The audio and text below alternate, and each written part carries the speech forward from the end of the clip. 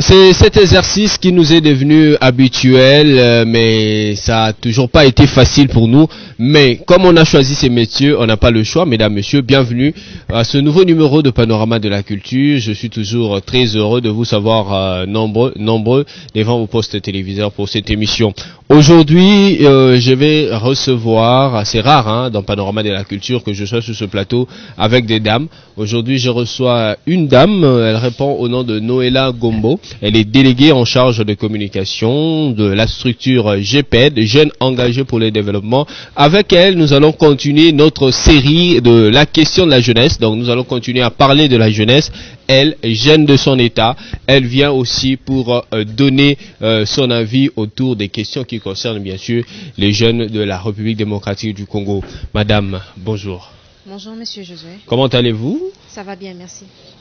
Ça va bien, la famille, tout le travail, toutes les étapes de la vie, ça va? Ouais, ça va en général. D'accord. Je suis honoré de vous recevoir aujourd'hui. Comme je l'ai dit d'entrée de jeu, on va parler de la jeunesse. Les téléspectateurs sont certainement en train de le voir au bas de l'écran. La première des choses, j'aimerais à ce que vous puissiez présenter la structure que vous représentez ici, GPED. Qu'est-ce que vous faites? Vous existez depuis quand? C'est quoi au juste votre structure? Avant bien sûr d'entrer dans les vues du sujet de ce jour. D'accord, merci pour la parole.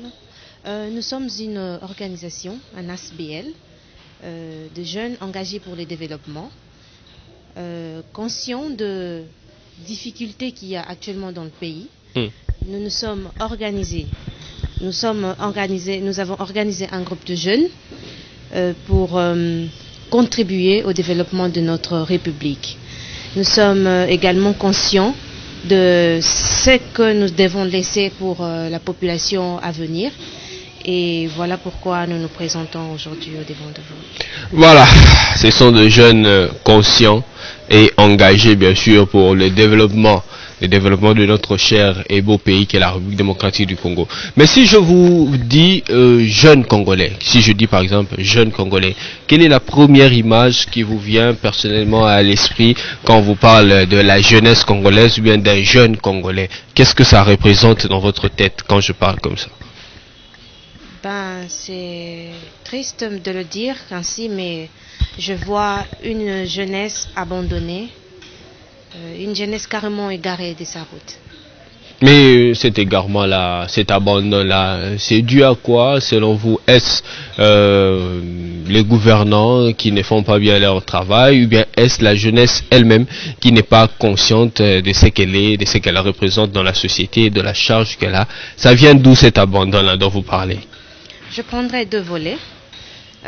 D'abord, la jeunesse, elle n'a pas été encadrée depuis un certain temps, de manière à ce qu'il soit conscient de ses devoirs en tant qu'État congolais, de ses devoirs envers l'État congolais, et aussi de l'autre côté, son État qui ne lui a pas permis de s'exprimer.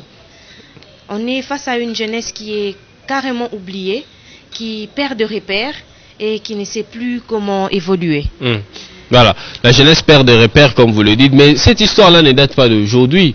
Moi, je pense que ça fait déjà plusieurs années qu'on dit que la jeunesse congolaise n'est pas consciente, elle perd ses repères et toutes ces choses-là. Mais pourquoi cette jeunesse-là ne se révolte pas? Pourquoi chaque année c'est toujours la même chanson dans les oreilles? Qu'est-ce qui se passe selon vous? Qu'est-ce qui bloque les décollages ou bien qu'est-ce qui bloque que l'appareil puisse bien fonctionner? Il y a plusieurs paramètres, je dirais, qui bloquent. Déjà, au niveau de l'éducation, il y a plusieurs jeunes qui sont aujourd'hui dans la rue, qui n'ont pas la possibilité de recevoir de l'éducation. Pourtant, aujourd'hui, nous avons besoin d'une jeunesse, l'élite de la jeunesse, pour que la population puisse se relever et que cette jeunesse-là puisse retrouver sa place dans notre pays aujourd'hui. Voilà, la jeunesse pour qu'elle puisse retrouver sa place. Mais j'aimerais qu'on évolue un peu dans cet entretien. Aujourd'hui, si on voit dans la sphère politique, un peu, je ne peux pas parler de beaucoup de jeunes, mais un bon nombre s'impliquent dans l'affaire politique.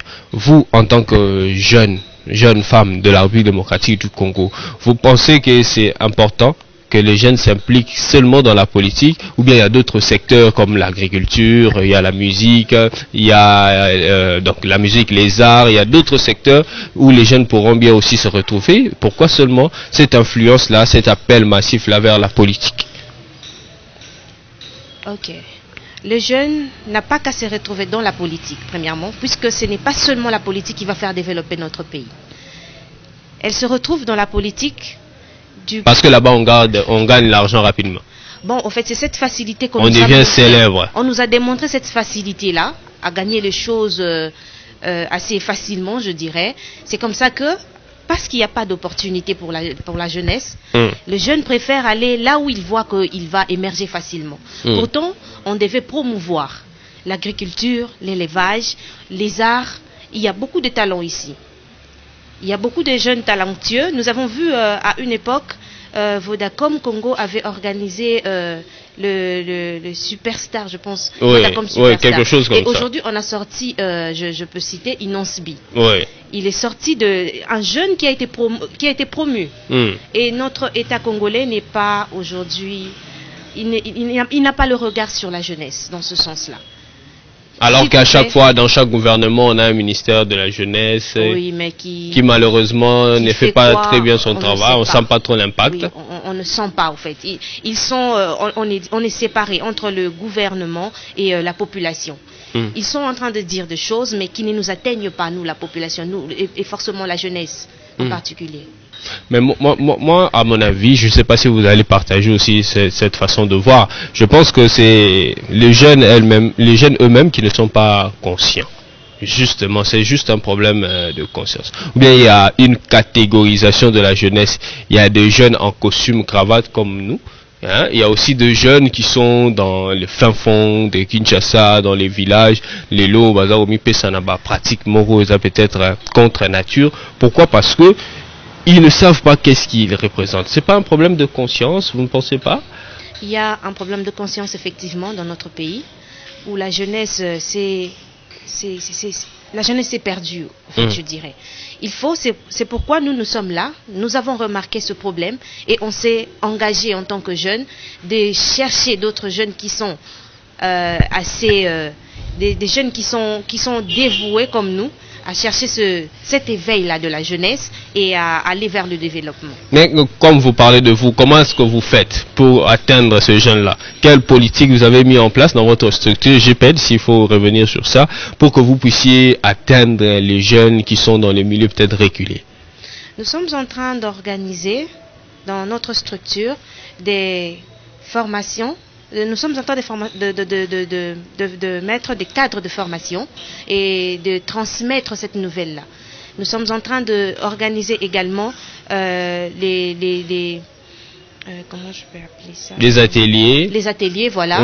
Nous organisons des ateliers de recherche. Nous organisons également des ateliers pour faire passer le message. Nous sommes dans des conférences. Nous le faisons actuellement annuellement, mais avec le temps, nous devons encore et encore... Vous êtes déjà arrivé où, par exemple? Donnez-nous des cas précis. Vous êtes déjà arrivé au Kanluka, vous êtes arrivé à Kimbanseke, vous êtes arrivé à Nsele, à Badara, vous êtes arrivé à Kingabwa. On n'a pas encore fait le tour de la ville. Vous êtes seulement à la Gombe?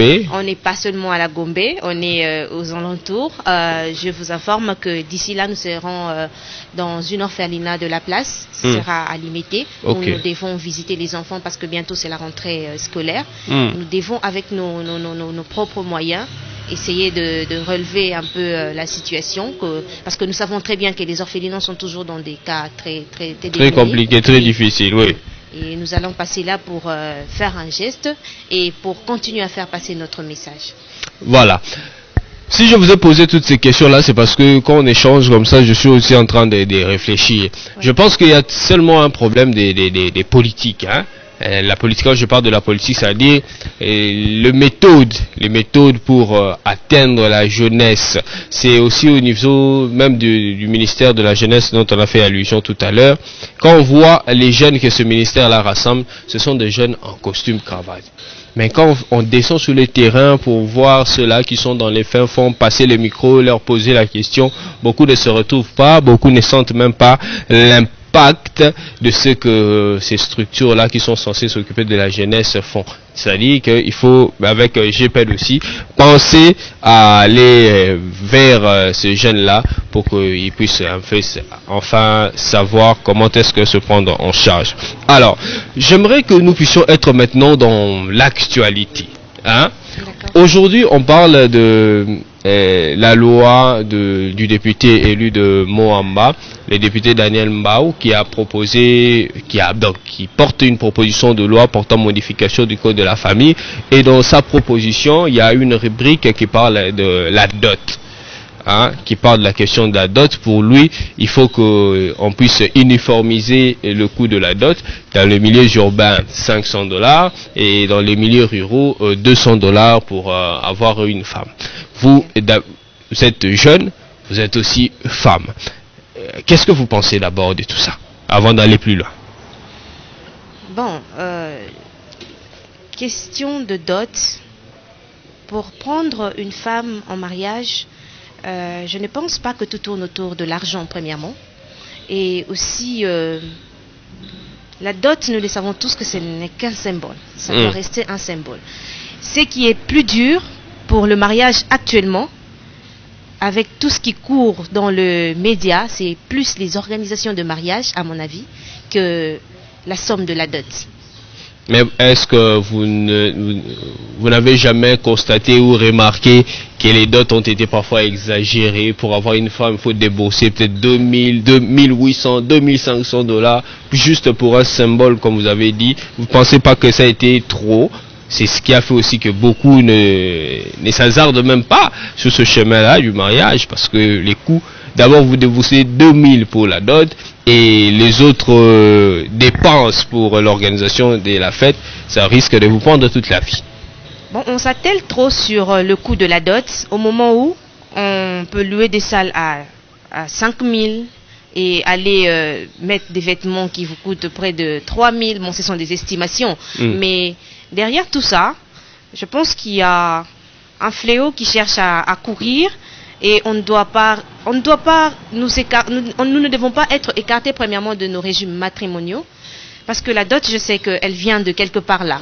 Ce n'est pas que c'est modifié par d'autres parents, c'est vrai, mais il faut qu'on reste quand même assez cohérent. Mais il a quand même une bonne idée, non? Ça permettra aux jeunes gens de se marier facilement. Non, ça va pas facilement attraper grand-chose à mon avis. Comment ça? Pas grand-chose à mon avis. Si on ne conseille pas aux jeunes de faire, par exemple, des mariages restreints.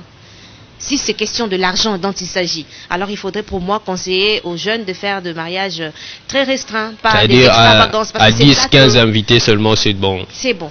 Parce que même moi-même, je me disais, si je savais, je pouvais faire un mariage très restreint, où il y avait que des parents et certains amis, des témoins. Ça me serait moins coûteux et très bénéfique. Mais certaines langues pensent que le fait de dire 500 dans les villes, 200 dans les villages, c'est une discrimination carrément. Et ça va aussi occasionner du désordre parce que les parents du village enverront leurs enfants dans les villes pour avoir ne fût-ce que le 300 là des différences. Et les garçons des villes, ils préféreront aller se marier dans les villages parce que là-bas le coût sera de 200, toutes ces choses-là. Vous abordez dans le même sens? Depuis le départ, je ne partage pas trop cet avis parce que la femme reste... elle n'est pas valorisée en fonction de coûts, de frais de la dot. Ça reste toujours un symbole et il faut valoriser l'homme qui aime sa femme. Je pense qu'il est à mesure de payer selon ce qu'il peut. Et la loi dans ça, j'ai du mal à entrer vraiment dans le détail. Parce que pour moi, un homme qui me veut dans les conditions s'il reçoit par exemple, il a $700 et il me veut, si je veux de cet homme-là, on part négocier avec nos parents et nous irons avec. Ça n'arrange pas seulement les femmes, disons la vérité carrément. Ça n'arrange pas seulement les femmes, n'est-ce pas, madame? Pas seulement les femmes et les hommes aussi. Si on pouvait d'abord donner un bon emploi à un jeune homme, oui, il ne chercherait pas à discuter autour de 500. Donc vous 200. Pensez que cette proposition-là ne vaut pas la peine actuellement? Ce n'est pas la priorité en tout cas. Ce n'est pas du tout la priorité, voilà. Pour l'instant, nous avons besoin de jeunes qui travaillent, nous avons besoin des emplois pour des jeunes et ces genres de discussions n'auront peut-être pas lieu. Voilà. on va rester toujours dans le contexte de loi pour parler d'autre chose maintenant. Parlons de la congolité. Vous avez certainement entendu parler de ça. Vous qui êtes jeunes aussi, nous qui sommes jeunes. Vous pensez que cette affaire-là va aussi créer une sorte de séparation? Parce qu'on peut certainement avoir de ce jeunes-là qui sont soit d'un père congolais et d'une mère étrangère, mais qui est compétent, dynamique, qui a l'envie de servir son pays, la République démocratique du Congo, jusqu'à briguer peut-être le mandat d'un chef d'État. Mais avec cette loi-là, il ne pourra pas donner le meilleur de lui pour le pays d'un de ses parents. Vous pensez que c'est discriminatoire? Discriminatoire, je n'irai pas dans ce sens-là. Mais je dirais par contre, on ne peut pas servir un pays en étant que président. Si on veut que les Congolais le Congolais soit à la tête de Congolais, je ne suis pas contre. Parce que chacun est censé diriger son pays. On est plus confiant avec un dirigeant qui est de nôtre. Mais on peut toutefois servir en étant ministre, député, entrepreneur dans un pays. D'accord, pour vous, un demi-Dakar n'est pas congolais. Un moitié-moitié. Si on lui a donné sa nationalité congolaise, là, je ne suis pas contre. D'accord. Si on lui reconnaît en tant que Congolais, vous n'êtes pas contre. Mais j'aimerais maintenant que nous puissions aller dans une forme de jeu, de questions et réponses. Alors, dites-moi, s'il faut orienter un jeune vient vers vous, Madame Noëlla Gombo, et il a besoin d'une orientation pour entreprendre, par exemple. Il veut s'engager dans un secteur. Quels sont les secteurs que vous, avec l'expérience que vous avez déjà acquise, vous pouvez facilement demander à ce jeune-là, non, va sur ce chemin, pas dans l'autre, va là-bas, va là-bas. Quels sont les secteurs prioritaires actuellement, selon vous, qui peuvent aider les jeunes à s'épanouir facilement? Bon, la facilité, c'est pas le mot qu'on emploie actuellement, vu le temps difficile que nous traversons. Mais il y a quand même beaucoup de domaines qui sont encore inexploités, je dirais, au Congo, assez vierges. L'agriculture, l'élevage. Il y a les jeunes, quand nous finissons généralement les études, nous pensons à être des messieurs de bureau, des dames de bureau. On oublie que pour faire évoluer un pays, pour faire évoluer même sa propre vie, nous devons quelque part aussi entreprendre. Et dans un pays, en général, si on se focalise seulement dans la politique, avec des hommes en veste, comme vous l'avez dit tantôt, et on oublie le champ, on oublie l'élevage, il n'y aura personne qui mangera. Et vous pensez qu'un bon jeune qui n'a pas aller se salir dans les champs? Nous avons de coins comme Maluku, où les gens sont les habitants de là sont spécialistes dans les champs. On ne demande pas à tout jeune quinois de partir cultiver, mais de cultiver ses idées de manière à ce qu'il soit capable d'entreprendre un champ où il peut employer ces jeunes Congolais, ses frères Congolais qui habitent le périphérique de son champ, et ils pourront l'aider à élever. Voilà, une autre question.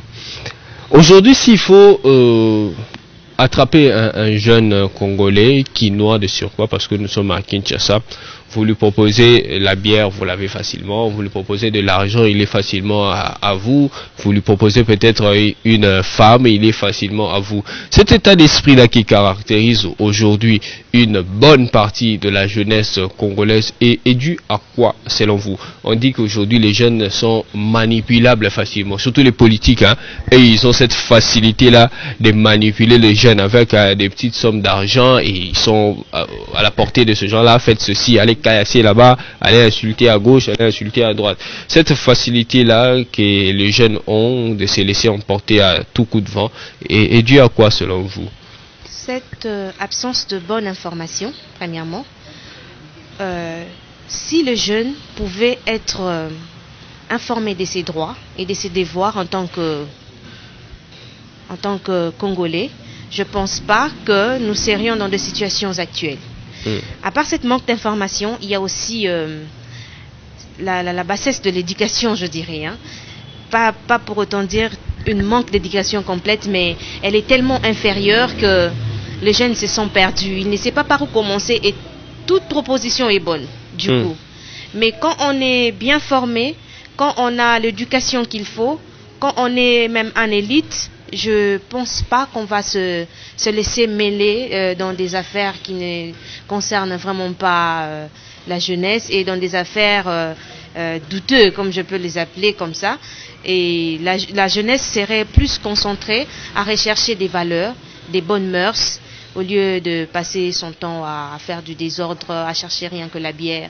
Parce que souvent, les personnes qui l'offrent la bière, c'est la personne même qui est censée lui donner cette opportunité de travail. Voilà.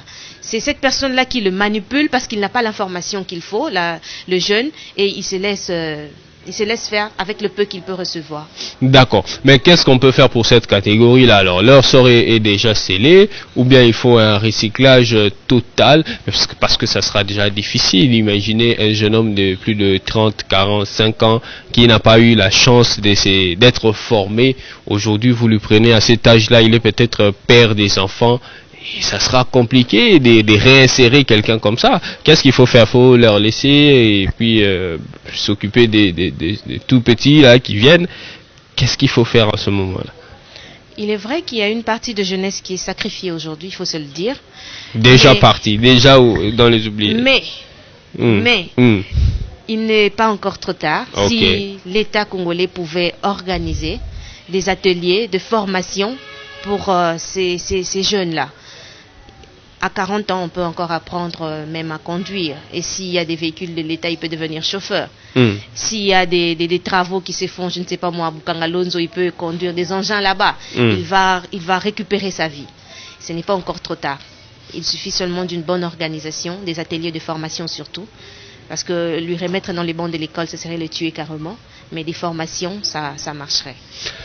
Les formations, ça marcherait, les formations, ça pourra aider à réinsérer tous nos frères, toutes nos sœurs là aujourd'hui qui se livrent dans des pratiques qui ne valent pas la peine. Aujourd'hui, on a le système, parce qu'il y a même cette 6e vague qui vient de partir à Kanyamaka, c'est de jeunes gens qu'on appelle communément ici à Kinshasa des Kuluna, qui sont envoyés faire les champs là-bas. D'aucuns pensent que c'est une peine perdue tout simplement.